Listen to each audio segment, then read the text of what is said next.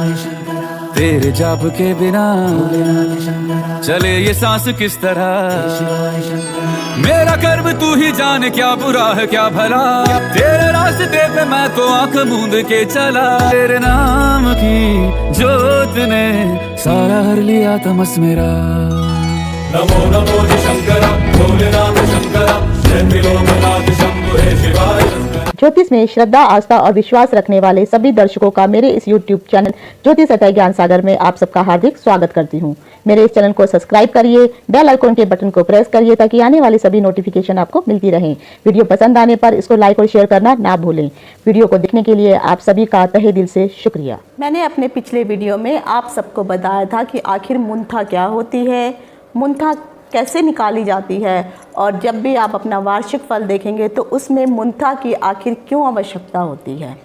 तो आज के इस वीडियो में मैं आज आपको दो चीज़ें बताने वाली हूँ। सबसे पहले तो मैं आपको बताऊंगी कि मुंथा कौन से भाव में शुभ और कौन से भाव में अशुभ फल देती है। दूसरी चीज़, यहाँ पे मैंने दो आपको जो है कुंडलियाँ बना के रखी हैं। एक कुंडली मैंने बनाई है जातक की कुंडली, ये कुंडली है वार्षिक कुंडली। अब जातक की कुंडली और वार्षिक कुंडली के अनुसार हम यहाँ पे कंपैरिजन करके देखेंगे कि आखिर क्या कारण है कि जातक की जब भी वार्षिक फल जब वो जातक देखता है तो उसको उस हिसाब से फल क्यों नहीं मिल पाता है, उसके पीछे का भी कारण क्या है। तो इन सभी चीज़ों की जानकारी लेकर के मैं डिम्पल शांडिल्या ज्योतिष सतह ज्ञान सागर के माध्यम से अपने सभी नए और पुराने दर्शकों का हार्दिक स्वागत करती हूँ। नमस्कार। तो अगर आप देख रहे होंगे यहाँ पर जो है मैंने कुंडली बना के रखी है। कुंडली में सबसे पहले ये जातक की वो कुंडली है जब वो पैदा होता है और उसके पैदाइश के समय के अनुसार जो भी ग्रह जिस भाव में स्थित होते हैं वो यहाँ पे लिख दिए जाते हैं। अब जैसे मैंने पिछली बार आपको बताया था मीन लगन की कुंडली के बारे में, और मीन लगन की कुंडली को ही लेकर के मैं चल रही हूँ, लेकिन जो ये ग्रह जो स्पष्ट किए हैं ये मेरे कुंडलियों के अनुसार वाले ग्रह नहीं हैं। ये एज अ एग्जाम्पल मैंने आपको लिया है ताकि वो कंटिन्यूशन में चलता रहे। सबसे पहले आपको ये चीज़ ध्यान में रखनी चाहिए कि जब भी आप अपनी कुंडली देखते हैं और साथ ही साथ जब आप वार्षिक फल वाली कुंडली देखते हैं, जैसे यहाँ पे अगर आप देखेंगे कि वार्षिक फल की कुंडली है ये, और ये एक जातक की कुंडली है जो एग्जाम्पल कुंडली ली हुई है मैंने। यहाँ पर अगर मैंने पिछली बार आपको बताया था कि जो मुंथा निकली थी उनके 5 नंबर की मुंथा निकली थी, तो यहाँ पे मैंने मुंथा में 5 नंबर में मैंने यहाँ पे मुंथा रख दिया है। और अगर आप यहाँ पे वार्षिक कुंडली देखते हैं तो यहाँ पे जो जातक की कुंडली थी वो मीन लगन की कुंडली बनी हुई थी जब वो पैदा हुआ था, लेकिन यहाँ पे जब वार्षिक फल की बात आती है तो वार्षिक फल में हर बार लगन चेंज हो जाता है। तो यहाँ पे जो बन रहा है वो वृश्चिक लगन बन रहा है। तो दोनों का ये एक तो डिफरेंस आ गया। नंबर 2, यहाँ पर अगर हम देखेंगे तो जातक की जो मुंथा निकलती है वो नंबर 5 यानी छठे भाव में आती है, लेकिन वार्षिक फल के अकॉर्डिंग अगर हम पाँचवा जहाँ पे 5 नंबर लिखा है यानी जो सिंह की राशि है, वार्षिक फल के अनुसार सिंह की राशि जो है उनकी जो मुंथा है वो दशम भाव में पड़ जाती है। ये आपको दूसरा डिफरेंस समझ में आया। और उसी तरह से जैसे मान लीजिए यहाँ पर जो है बाकी के जो ग्रह, जैसे मैंने बाकी ग्रह नहीं लिखे हैं क्योंकि मुझे 2 ही ज़्यादा समझाने थे। अब यहाँ पे अगर आप देख लीजिए कि पराये, चाहे आपका कुंडली का ग्रह भाव हो या फिर आपका वार्षिक फल का भाव हो, वहाँ पे चाहे अष्टम वाला भाव हो जाए या फिर आपका द्वादश वाला भाव हो जाए, अष्टम द्वादश जब भी ये भाव होते हैं यहाँ पर जितने भी ग्रह होते हैं हमेशा अनिष्ट फल यानी अशुभ फल प्रदान करने वाले होते हैं। ज़्यादातर आपको अशुभ फल ही प्रदान यहाँ पर करते हैं। किंतु यहाँ पर एक चीज़ को ये भी ध्यान रखना चाहिए कि यदि कोई ग्रह जो है वो वहाँ का ग्रह स्वामी होता है तो वहाँ पर अच्छा फल दे सकता है।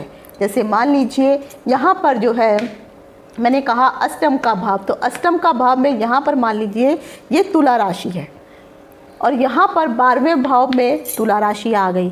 तो यहाँ पर अगर तुला राशि का स्वामी शुक्र है और शुक्र यहाँ पर स्वयं ही अपनी राशि में विराजमान हो जाए तो वो अच्छा फल देने की ही कोशिश करता है क्योंकि वो स्वग्रही होता है। तब वहाँ पर उसको हमें अनिष्ट या अशुभ फलदायक नहीं गिनना चाहिए, चाहे वो कोई भी राशि हो, पर स्वग्रही वहाँ पर उस ग्रह का होना बहुत ज़रूरी है। साथ ही साथ ये भी देखना चाहिए कि जो 12वें घर का जो स्वामी है तो वहाँ पर अगर वहाँ पर 12वें घर के स्वामी में शुभ ग्रह बैठा हुआ है तो यकीन मानिए वहाँ पर सबको पता है कि जो 12वां घर होता है हमेशा व्यय कराने वाला होता है, खर्च करवाने वाला होता है। तो अगर आपके 12वें घर में यहाँ पे शुभ फल देने वाला, आप जैसे देखिए यहाँ पर अगर आप देखेंगे 12वें घर में यहाँ पर जो है 11 नंबर, यानी आप लगा सकते हैं शनि की राशि है, मकर राशि है। लेकिन यहाँ पर अगर आप देखेंगे तो जो मकर राशि है वो यहाँ पर इनके यहाँ चौथे भाव में आ जाती है और वार्षिक फल के अनुसार यहाँ पर जो है शुक्र आ जाता है। तो ये चीज़ भी आपको देखनी पड़ेगी, तभी आपको वार्षिक फल का जो फल है इसीलिए पूरा नहीं मिल पाता है। अगर मान लीजिए आपका शुक्र भी यहाँ पर होता और यहाँ पर भी ये शुक्र होता, या मान लीजिए शनि यहाँ पर जो है स्थित होता और यहाँ पर भी शनि, यहाँ पर भी स्वग्रही होता, शुक्र यहाँ पर स्वग्रही होता, तो आपको शुभ फल मिलने के चांसेस ज़्यादा रहते। अब होता कैसे, अब मान लीजिए जैसे मैंने बताया है कि जो ये खर्चों का घर है, व्यय का घर है, छोटी छोटी यात्राओं का घर है। अगर यहाँ पे शुभ ग्रह बैठे होंगे तो यकीन मानिए आपका जो भी प्रकार का खर्चा वो करवाएंगे। जैसे आपका जो शुभ ग्रह है तो आपके घर में कोई शुभ हवन वगैरह होगा, विवाह का कोई उत्सव होगा, कुछ अमोद प्रमोद के कार्यक्रम आप कर सकते हैं, कुछ जेवर, कपड़ा, मोटरसाइकिल, मकान इत्यादि आप उस पर खर्च कर सकते हैं, या कोई पारिवारिक या कोई धार्मिक यात्रा आप कर सकते हैं। तो इस प्रकार के कार्यों में ही आपका खर्च होगा अगर यहाँ पर जो है शुभ ग्रह बैठा हो। अगर मान लीजिए यहाँ शुक्र बैठा हुआ है, लेकिन आपको अगर देखना है कि आपके लिए जो शुक्र कहाँ बैठा, अब आपका शुक्र जो है यहाँ बैठा हुआ है, सॉरी राशि यहाँ पर बैठी है, लेकिन कुंडली में आपके शुक्र कहाँ बैठा है ये भी फिर आपको देखना पड़ेगा। उसी के अनुसार आपकी कैलकुलेशन की जाएगी। उसके बाद मान लीजिए अब आपके कुंडली में अशुभ ग्रह जो है 11वें भाव में आकर के बैठ गया है। अब यहाँ पर क्या होगा, क्योंकि जब 11वें भाव में कोई अशुभ ग्रह बैठा होता है तो वहाँ पर वो पैसे को बर्बाद ही करता है। वहाँ पर आपको जो है खर्चा तो होगा, लेकिन आपके खर्चे कैसे होंगे, या तो मान लीजिए कोई एक्सीडेंट वगैरह हो सकता है, या फिर आपके ऊपर कोई इनकम टैक्स की रेड पड़ सकती है, कोई राजदंड आपके ऊपर, जैसे मैंने टैक्स नहीं पे किया या कुछ और चीज़ नहीं किया तो वो आपको प्राप्त हो सकती है। किसी प्रकार का कोई अगर आप मुकदमा वगैरह करने हो सकता है सरकार के द्वारा या किसी अन्य लोगों के द्वारा।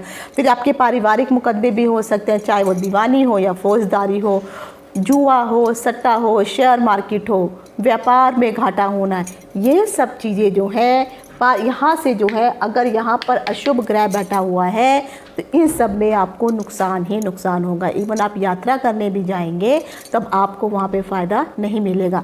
लेकिन अगर वार्षिक फल देखेंगे तो कहा जाएगा कि आपको लाभ ही लाभ प्राप्त होने वाला है। आपको जो है यात्राओं से लाभ होगा, व्यापार में फ़ायदा होगा, XYZ जो मैंने भी सभी चीज़ें बताई हैं वो होंगी। लेकिन एक्चुअल में आपकी कुंडली तो कुछ और ही बता रही है, फिर आपको कहाँ से लाभ होगा। तो इसीलिए यही कारण होता है कि आपको वो वार्षिक फल के अनुसार फल नहीं मिल पाता है जो फल वहाँ पर बताया जाता है। एक तीसरी चीज़ आपको और नोट करनी चाहिए, जैसे अगर कोई शुभ ग्रह हो, शुभ ग्रह अगर केंद्र में बैठे हों, जैसे ये 12वां, तीसरा, पहला, चौथा, 7वां और ये 10वां भाव, ये केंद्र के भाव कहलाते हैं। तो केंद्र में अगर कोई भी शुभ ग्रह बैठा हुआ है तो वहाँ पर वो शुभ फल देने की ही कोशिश करता है। लेकिन केंद्र में आकर के कोई क्रूर ग्रह बैठ जाता है तो वहाँ पर वो शुभता को कम कर देता है। अब जैसे देखिए तृतीय भाव जो होता है तो 1, 2, 3, तीसरा भाव आपका यहाँ पर देखिए, छठा भाव देख लीजिए और 11वां भाव और ये अष्टम भाव, इसको या तो त्रिक भाव कहा जाता है या फिर जो है ये हाउस ऑफ सोरो, दुखों वाला भाव कहा जाता है। तो यहाँ पर भी जो है अगर इधर कोई क्रूर ग्रह आ जाते हैं, ध्यान रखिए, तीसरे, छठे, 8वें, 11वें और यहाँ पर अगर कोई क्रूर ग्रह आ जाते हैं तो यहाँ पर हमेशा क्रूर ग्रह शुभ फल देने की कोशिश करते हैं और शुभ फल ही हमेशा प्रदान करते हैं। 11वें भाव में कोई भी ग्रह आ जाए, चाहे वो शुभ हो या क्रूर हो ग्रह हो, वो हमेशा अच्छा फल ही देने की कोशिश करती हैं। लेकिन उसके बावजूद भी 11वें भाव में हमें देखना चाहिए कि जो लगन का मित्र ग्रह है या शत्रु ग्रह है। मित्र ग्रह है तो वो और अच्छा फल देगा, मिलेगा। लेकिन अगर यहाँ पे शत्रु ग्रह बैठा है तो आपके अच्छे फलों में कमी आ जाएगी। तो ये सब चीज़ें भी आपको उसी का इसीलिए जब आपका वार्षिक फल बताया जाता है तो इन दोनों कुंडलियों का मैच आपको अवश्य करना चाहिए। अभी जैसे मान लीजिए मैं यहाँ पर आ जाती हूँ मुंथा को लेकर के, दोनों कुंडलियाँ मैंने आपको बता दी। अब दोनों कुंडलियों में एक चीज़ समझने की कोशिश कीजिए।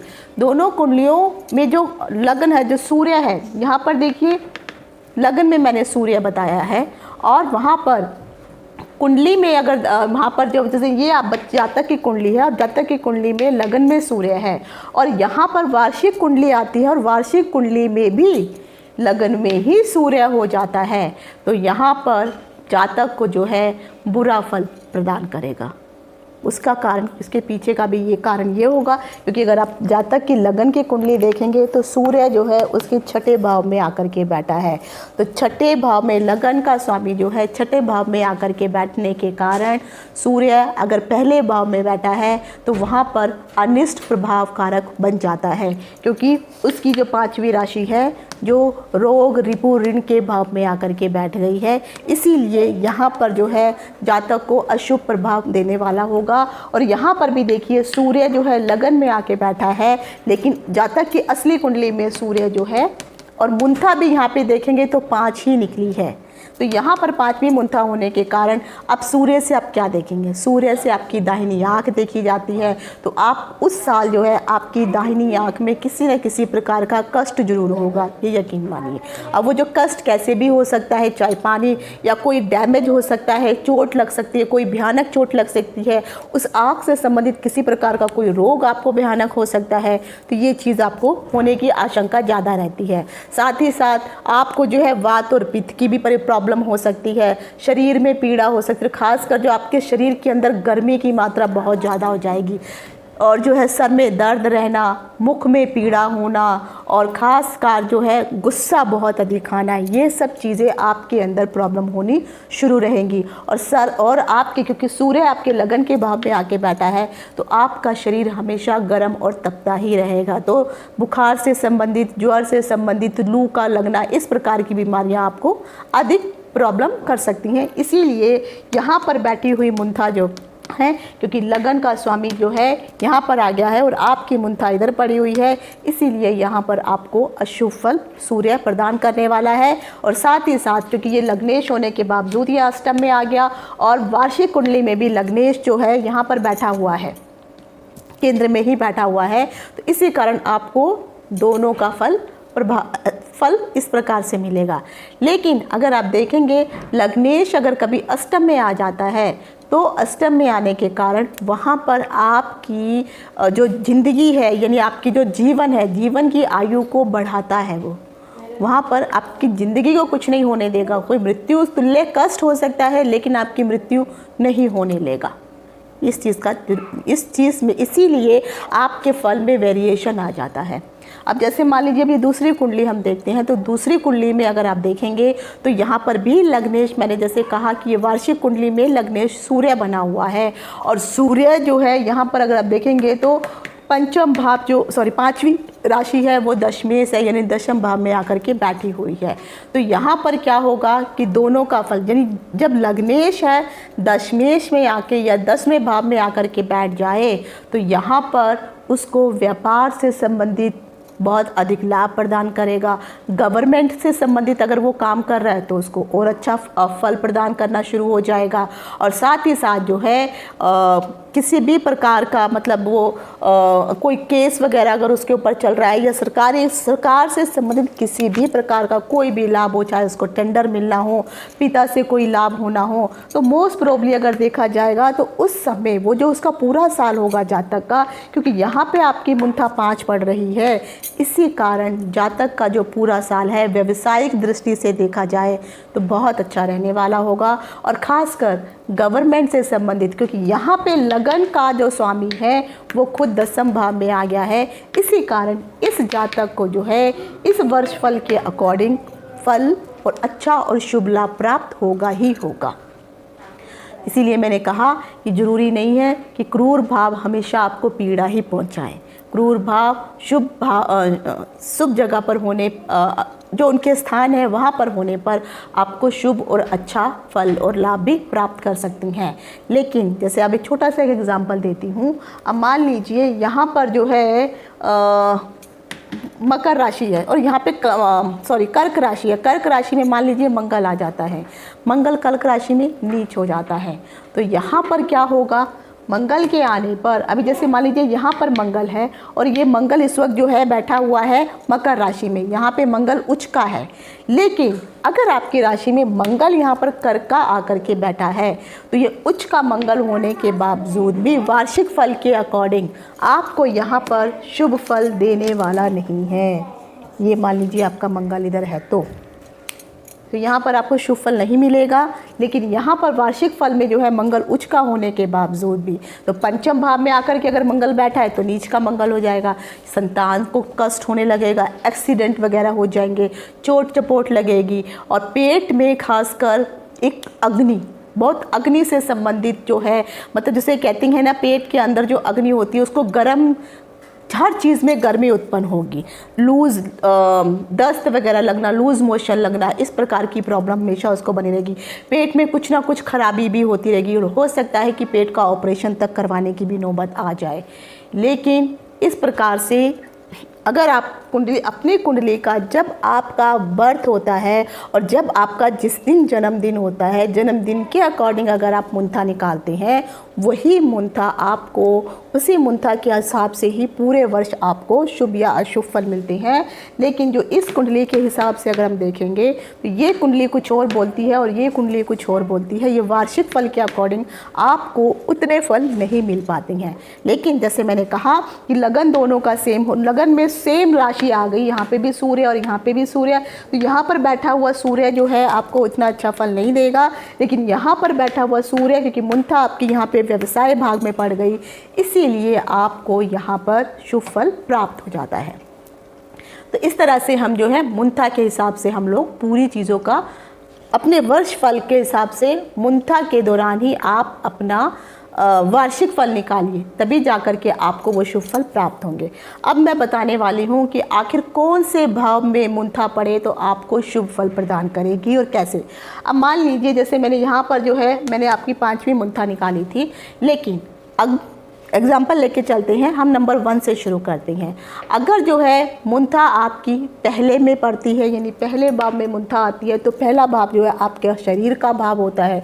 तो शरीर से संबंधित अगर आपको कोई कष्ट वगैरह हो रहा हो तो वो आपका कष्ट जो है कम हो जाएगा। कोई प्रॉब्लम चल रही हो और कोई शारीरिक प्रॉब्लम है या शारीरिक अक्षमता है, धीरे धीरे, और कोई बीमारी आपको लगी हुई है, लाइलाज बीमारी हो गई है, तो वो धीरे धीरे, और दवाइयाँ असर नहीं कर रही हैं, तो ये सब ठीक होना शुरू हो जाएगा।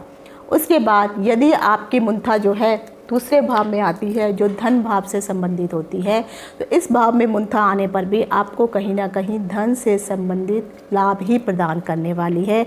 तीसरे भाव में आई हुई मुंथा, अगर मुंथा में तीसरा भाव पड़ता है तो वहाँ पर आने के कारण आपके जो छोटे भाई बहन हैं उनके साथ आपका बाहुबल, आपका वर्चस्व, आपका तेजस्व, ये सब चीज़ें बढ़ने लगेगा, तो वहाँ पे भी आपको फ़ायदा होगा। लेकिन वहीं पर अगर मुंथा आपको जो है चौथे भाव में यहाँ पर पड़ जाती है, तो यहाँ पर जो चौथी या 7वां घर, देखिए चौथा और 7वें घर में अगर मुंथा पड़ती है तो यह शुभ नहीं मानी जाती है, यह अशुभ मुंथा होती है। क्योंकि यहाँ पर पढ़ने पर जो है आपको घर परिवार से संबंधित सुखों का अभाव होने लगेगा, माता के साथ आपकी अनबन होनी शुरू हो जाएगी, परिवार में कुछ कला कलेश होने शुरू हो जाएंगे, तो सुख का अभाव हमेशा बना रहेगा। वहीं पर अगर जैसे मैंने आपको कहा कि अगर मान लीजिए 7वें भाव में भी आपकी मुंथा पड़ती है तो वो भी कहीं ना कहीं आपको अशुभ और कष्टदायक रहेगी। कोई व्यापार करते हैं तो पार्टनरशिप में भी प्रॉब्लम होनी शुरू हो जाएंगी, दरार हो जाएगी। आपके पारिवारिक जीवन में, हस्बैंड वाइफ में भी कहीं ना कहीं मनमुटाव उस साल होना शुरू हो जाएगा अगर आपकी मुंथा 7वें भाव में पड़ती है तो। उसके बाद यदि अगर आपकी मुंथा 5वें भाव में अगर आपकी मुंथा होती है तो वो आपके लिए शुभ रहती है। लेकिन वहीं पर अगर आपकी मुंथा 6ठे भाव में और 8वें भाव में अगर मुंथा आती है तो वहाँ पर 6ठे भाव में है तो आपके ऊपर रोगों की भरमार हो जाएगी, शत्रु आपके ऊपर जो है खड़े हो जाएंगे और ऋण का तो जैसे अंबार ही लग जाएगा। तो ऋण से आप परेशान, शत्रुओं से आप परेशान, और आपके घर में जो है हमेशा रोगों का ही किसी न किसी कारण जो है पैसा वहीं पे लगा रहेगा, खर्च होता रहेगा। और परिवार में किसी न किसी व्यक्ति को हमेशा किसी न किसी प्रकार के रोग से परेशानियां शुरू होती रहेंगी। तो ये वाली मुंथा भी शुभ नहीं मानी जाती है। अष्टम भाव वाली भी सेम चीज़ ही मैंने बताई। उस समय जो है आपको मृत्यु तुल्य कष्ट हो सकता है, शारीरिक पीड़ा हो सकती है, और यहाँ पर जो है गुप्त रूप से जो है आपके ऊपर जो है कुछ इस प्रकार के षड्यंत्र रचे जा सकते हैं कि जिसमें बाद में आपको फंसाया जा सकता है। तो यहाँ पर भी अष्टम भाव की भी जो मुंथा होती है ये शुभ नहीं मानी जाती है, अनिष्टकारी मानी जाती है। अब उसके बाद आ जाता है यदि यहाँ पर जो है 9वें भाव की मुंथा शुभ है, 10वें भाव की मुंथा शुभ है, 11वें भाव की भी मुंथा शुभ मानी जाती है। क्योंकि यहाँ पर अगर मुंथा आती है तो भाग्य से संबंधित जुड़े हुए जो भी काम होते हैं वो सब आपके होने शुरू हो जाते हैं। भाग्य आपका साथ देना शुरू कर देता है, पिता से भी साथ ही साथ लाभ होता है, सरकार से भी आपको लाभ प्राप्त होने शुरू हो जाते हैं। 10वें भाव में आपके कार्य क्षेत्र में वर्चस्व बढ़ने लगता है। जो भी आप काम करने लगते हैं, व्यापार करते हैं या आप कोई प्राइवेट नौकरी करते हैं तो उसमें आपकी तरक्की होनी शुरू हो जाएगी। जो लोग अभी तक आपको रिकग्नाइज नहीं कर रहे थे वो आपको रिकग्नाइज करना शुरू कर देंगे। आपकी प्रमोशन भी हो जाएगी, सैलरी में भी इंक्रीमेंट हो जाएगी। तो वो साल आपके लिए बहुत अच्छा रहेगा। उसी तरह से 11वें भाव की मुंथा भी है, वो भी शुभ मानी जाती है। क्योंकि यहाँ पर भी कहीं ना कहीं जो 11वां भाव है आपके परिवार के लिए, आपके लिए अच्छा ही फल प्रदान करने वाला होता है। अब आ जाता है 12वें भाव की मुंथा। 12वें भाव की मुंथा जो है हमेशा व्यय कारक कहलाती है, इतनी शुभ नहीं मानी जाती है। लेकिन जैसे मैंने आपको पहले बताया कि 12वें भाव में अगर शुभ ग्रह बैठे हुए हों तो यहाँ पर आपको मुंथा शुभ फल देगी। खर्चा तो वो करवाएगी ही, लेकिन सारे खर्चे आपके शुभ कार्यों के लिए ही होंगे। तो वहाँ पर आप अपनी मर्जी से खुशी से खर्च करना चाहेंगे और ईश्वर आपको उस हिसाब से धन भी प्रदान करेंगे कि आप खर्च करने लायक हों। लेकिन अगर यहीं पर क्रूर ग्रह आ जाते हैं, पाप ग्रह आ जाते हैं, जैसे राहु है, केतु है, सूर्य है, मंगल है, तो ये सारे जो ग्रह हैं इनको जो है, और ख़ासकर जो है अगर चंद्रमा है, चंद्रमा जो है अगर कृष्ण पक्ष का मान जो है वो अशुभ माना जाता है। तो कृष्ण पक्ष का चंद्रमा या क्षीण चंद्रमा जिसको कमज़ोर चंद्रमा कहते हैं, अगर ये सब चीज़ें यहाँ पर आ जाती हैं तो वहाँ पर जो है आपको हमेशा अशुभ खर्चे ही होने वाले हैं। ना चाहते हुए भी आपको ऐसी छोटी छोटी यात्राएं करनी पड़ सकती हैं जो आपके लिए लाभदायक सिद्ध नहीं होने वाली हैं। अनायास खर्चे होंगे, बीमारी के ऊपर, परिवार के ऊपर किसी न किसी कारण जो है आपको खर्च करना ही पड़ेगा, कोई मुकदमा हो सकता है। तो इस तरह से जो है आपको 12वें भाव की मुंथा का भी मैंने आपको बता दिया कि क्या क्या फल आपको देने वाली होती है। लेकिन कोशिश ये ज़रूर देखिए कि अगर जिस भाव में आपकी मुंथा पड़ी हुई हो उस भाव में अगर शुभ ग्रह बैठे हुए हैं तब वहाँ पर वो शुभ फल देने की कोशिश करते हैं, लेकिन उतने अधिक पीड़ा आपको नहीं होगी जितनी पीड़ा असल में अगर वहाँ पे क्रूर भाव बैठे हुए हों तो वहाँ पर वही मुंथा बहुत अधिक पीड़ा देने वाली होगी। जैसे मान लीजिए अभी यहाँ पे 4 नंबर का मैंने जो कहा है, ये यहाँ पर अगर आपकी मुंथा बैठी है और यहाँ पे मंगल भी आके बैठा हुआ है तो देख लीजिए, एक तो मैंने आपको कहा कि 5वें नंबर की मुंथा है, 5वें भाव में अगर मुंथा आती है, शुभ ग्रह होगा तो आपके परिवार के लिए, आपके बच्चों के लिए और ख़ासकर आपके लिए भी, जो लोग हायर स्टडी करना चाहते हैं या जो लोग किसी कंपटीशन एग्ज़ाम में बैठना चाहते हैं, अगर यहाँ पे शुभ ग्रह आकर के बैठे हुए हों, मंगल ना बैठा हो और मंगल की जगह मान लीजिए यहाँ पर जो है गुरु आके बैठ जाए, तो गुरु तो कर्क में उच्च के हो जाते हैं। तो गुरु अगर बैठे हुए हैं यहाँ पे तो आप जितने भी प्रकार कंपटीशन एग्ज़ाम में बैठ जाइए, हायर स्टडी के लिए अप्लाई कीजिए, आप हमेशा उत्तीर्ण हो जाएंगे। अगर आप शादीशुदा हैं तो आपके बच्चों के लिए प्रोग्रेस वहाँ पर होगी, बच्चे अच्छे नंबरों से पास होंगे। अगर और ख़ासकर अगर जैसे मान लीजिए अगर आपके घर में कोई बाल गोपाल नहीं है तो और मैरिज नहीं हुई है तो आपकी मैरिज हो चुकी है और बच्चे नहीं है तो आपको संतति उत्पन्न हो जाएगी। लेकिन वहीं पर जैसे मैंने कहा कि यहाँ पर जो है अगर मंगल आकर के बैठ जाता है तो यहाँ पर सब चीज़ें उल्टी होनी शुरू हो जाएंगी। आप हायर स्टडी के लिए अप्लाई करेंगे, नहीं होगा। किसी भी प्रकार के कंपटीशन एग्ज़ाम में बैठेंगे, वहाँ प्रॉब्लम ही होगी। पेट से संबंधित, उदर से संबंधित रोग स्टार्ट हो जाएंगे। तो यहाँ पे ग्रहों के कारण अगर शुभ ग्रह, जैसे जो मुंथा मैंने बताई है कि ये अशुभ होती है, लेकिन अगर उस भाव में शुभ ग्रह बैठे हुए हैं तो वो अनिष्ट फल को कम करने की कोशिश करते हैं और कम कर भी देते हैं। लेकिन जिस भाव में मैंने मुंथा अशुभ बोली है और वहाँ पर ऑलरेडी ही पहले से कोई भी क्रूर ग्रह बैठा है तो वो बुरे फलों के प्रभाव को और अधिक बढ़ा देते हैं। इसीलिए वार्षिक फल जब भी अगर आप देखें तो अपनी मुंथा को ध्यान में रखिए और फिर उसके हिसाब से आप अपने वार्षिक फल का कैलकुलेशन करिए, आपको वही फल प्राप्त होगा। आशा करती हूँ जो मैंने वीडियो में आज आपको समझाया है आपको अच्छे से समझ आ गया होगा। फिर भी कोई डाउट है आप इनबॉक्स में मुझसे पूछ सकते हैं। आज यहीं तक। इति शुभम। नमस्कार।